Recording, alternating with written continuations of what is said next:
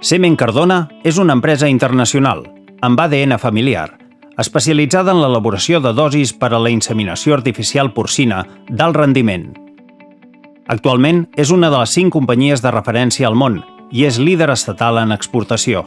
Comercialitza prop de 4 milions de dosis de semen a una trentena de països de 4 continents. Té seus internacionals a Mèxic i Filipines i compta amb 19 centres d'inseminació artificial, 5 quarantenes i 5 laboratoris centrals. Un projecte d'èxit que va començar fa 35 anys a Cardona, amb la idea d'una emprenedora que va voler canviar la seva vida.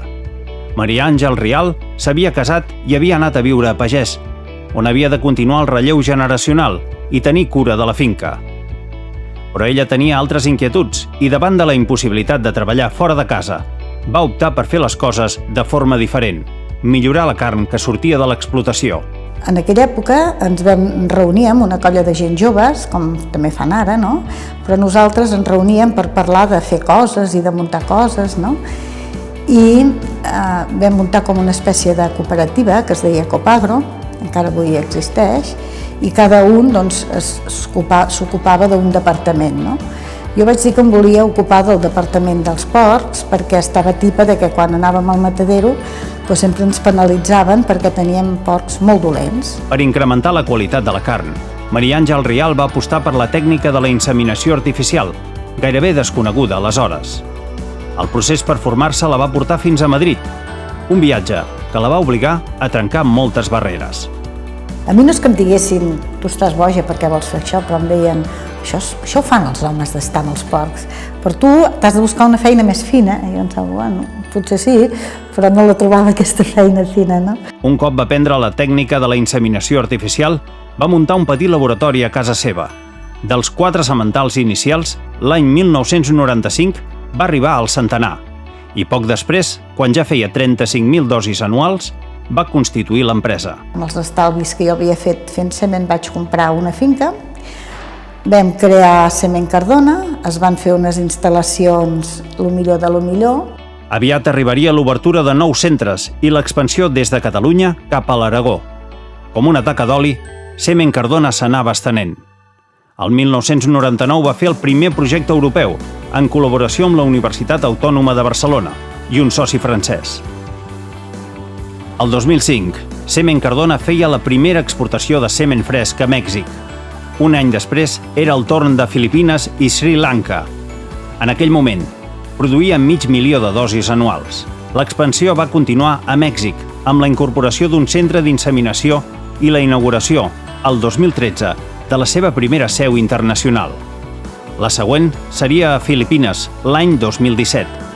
Una internacionalització que havia començat de manera casual, però seguint una convicció: calia anar més lluny, sense mai oblidar ni abandonar l'origen.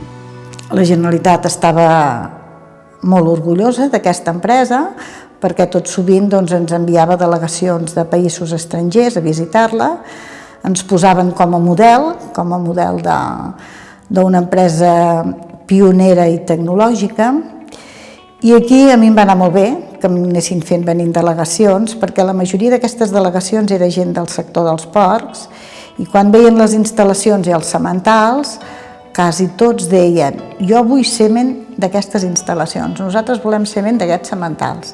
I així es vaig començar a exportar. Tant el sector com el món econòmic, empresarial i institucional han reconegut la trajectòria de Semen Cardona i de Maria Àngel Rial. Entre els nombrosos premis que han rebut, hi ha el PIMES a la millor col·laboració empresa-universitat, el de la innovació tecnològica de la Generalitat de Catalunya i la medalla al mèrit agrari. Tothom pot fer el que vulgui, no?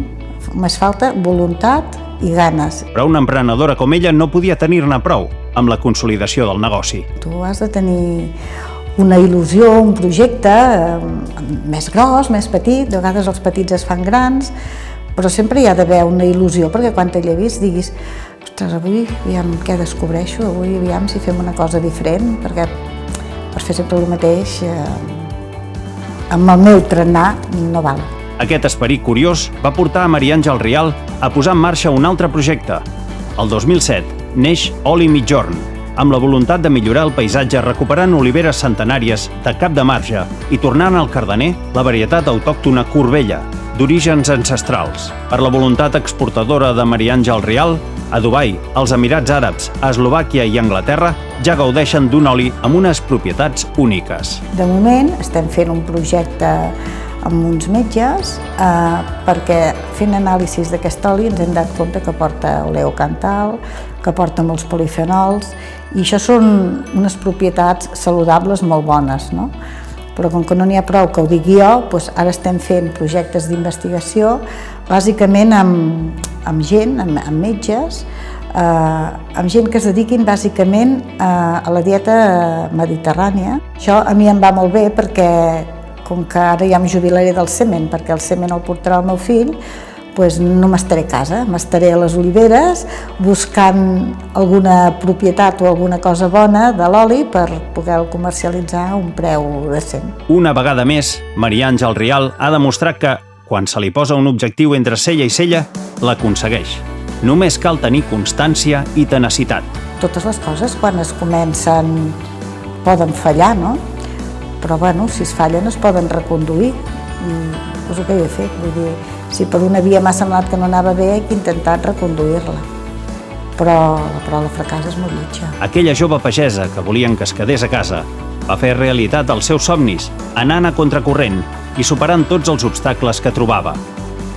Els seus projectes han contribuït a la millora del seu entorn, més enllà de la casa de pagès on li havia tocat viure, però sempre lligada al territori.